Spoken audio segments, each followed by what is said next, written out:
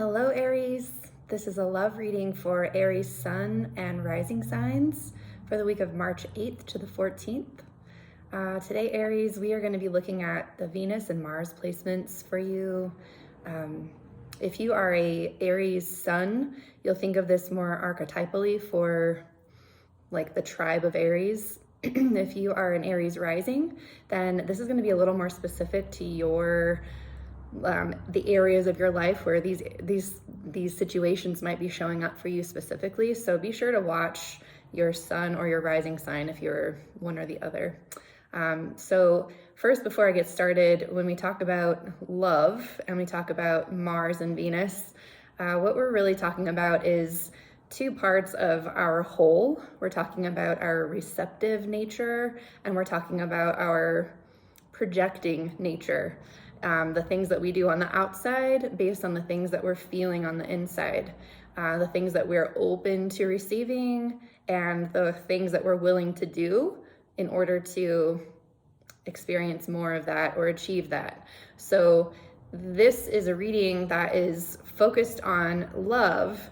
However, it originates from the way that we relate to these parts of us and how we project some of these parts of us onto other people in relationships. So Aries, I'm starting out by just reminding you that there's a lot going on right now in your 12th house, which is the house of things that are kind of coming into closure, coming into completion, coming into a more spiritual, reflective period of time. So be mindful that you could be in a very, very receptive, reflective period of time, and it could feel even like you're almost taking a sabbatical from life. You could even be just taking a bit of a breath, preparing for that new cycle to start for you around the 20th of this month. So Venus is actually moving through that 12th house of where Pisces is located now for you. And Venus is going to be experiencing some very interesting relationships this week. Venus is that receptive part of us. She is going to be crossing squaring off with where the nodes of the moon are right now. And I'm not going to go deeply into what that means philosophically, but what essentially that will feel like is she will be drawing a line somewhere inside of you. You're drawing a line, and there's an energetic line. It's a spiritual line. It's a line for the standard of your overall experience of spirituality and life, like your relationship with divinity, period. She is drawing a line in your subconscious, and she is saying, I am going, whatever I used to believe in the past about what is absolute universal truth, what is, who my old teachers were, who I used to get my information, who I used to put on a pedestal as wisdom. I am going to, let that go. And what I'm bringing into this line that I'm drawing is to let my personal experiences be the key to what I believe is true now. So your felt experience, your you have a belief about things because your experiences proved what you believed. So this is like you letting go of theory in favor of, but this is what I know and this is what works for me. This is my special recipe. This is the belief system that when I apply this is what works best. And so I'm just going to go with that. So she's going to be drawing that line Monday, Tuesday, Wednesday. And then as the week progresses, so because this is a love reading, recognize that as you do this kind of universally for your entire life, you're also including in there a vision for love as well. And for you, this love is like universal love. When you draw the line universally in your entire life, you are creating that vision for your love life, for future relationship, for the standards of the relationships that you currently hold. And so just know that that line drawing is going to impact all of your relationships and love, particularly the love that you have when you are just alone with yourself. That love is going to be the love that actually impacts and creates all of the love that you're holding in a new standard for your relationships. So another thing that's interesting is that the sun is crossing Neptune this week, and Neptune is in some ways the higher octave of Venus. It's more like divine love, and the sun does this only once a year. So while Venus is drawing this line, we have the sun illuminating, like, where is your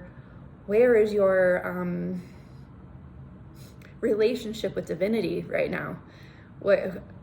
It could be super idealistic too. There could be this experience of divinity that it just supersedes all human relationships that you've ever experienced. And you could be drawing a line saying, and I want more of that in my life. I'm ready to have a divine relationship with myself and with others, and I'm going to see that divinity in others now. And that's also showing up in your 12th house. So again, this is very, very spiritual in nature for you, and divine.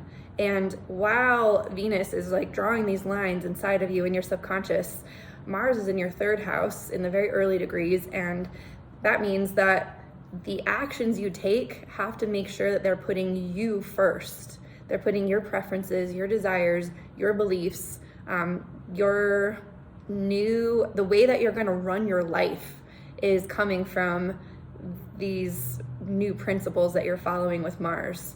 And so it's really, really, really imperative that you let those lines be drawn from a perceptual space, from like, it just feels right. That's how you know. It just feels right. And because it feels right, you know that you can act in accordance with that, and you have nothing to prove. You have nothing to justify. It may differ from the opinions of the people who are around you, and that's okay. That's the love reading we have this weekend. We have a new moon in Pisces with Venus and the sun and the moon and Neptune all together, kind of ripening up this super divine, beautiful seed that you want to plant. And this is for you a very, very spiritual seed. It's a very, very divine seed. It's like you want to take love and relationship to the whole new level of understanding of what divine humanity actually is. And so Aries, you've got the most, potent and pure form of this seed at this moment. Be sure to check your rising sign if you're an Aries sun to see how that can complement. And I wanted to pull a card for you, but I left my deck over in the other room, so I'm just gonna get that really quick. Sorry.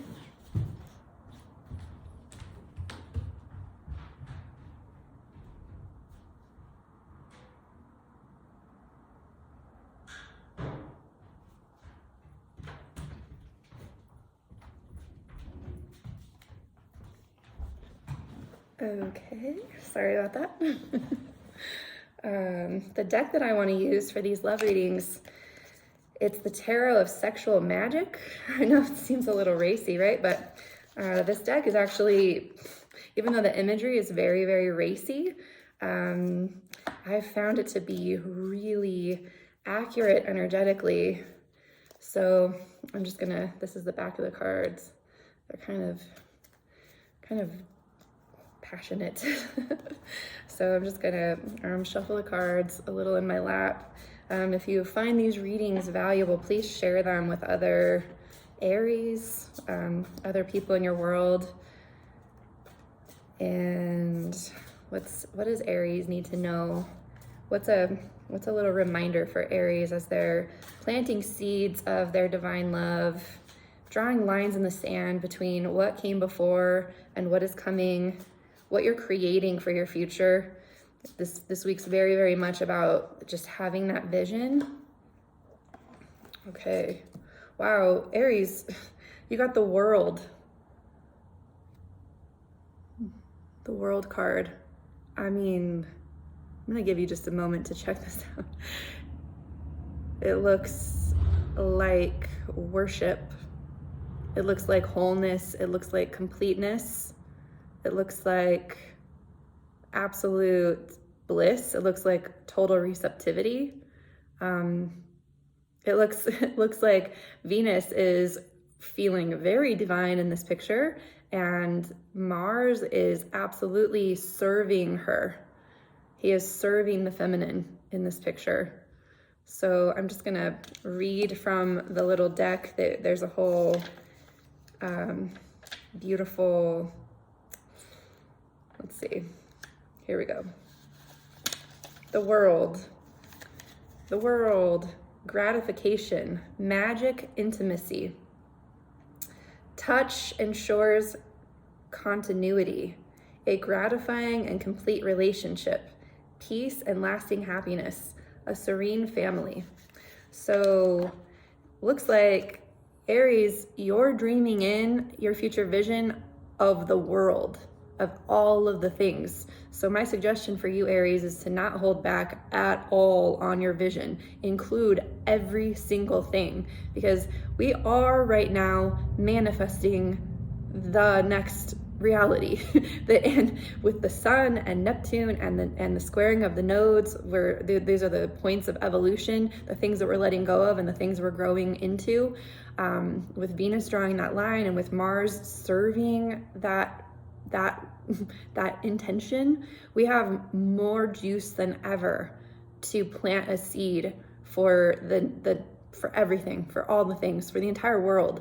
So please, Aries, dream big, let it be juicy. Do it for the world. Do it for yourself, and know that when you do it for yourself, you're doing it for the world.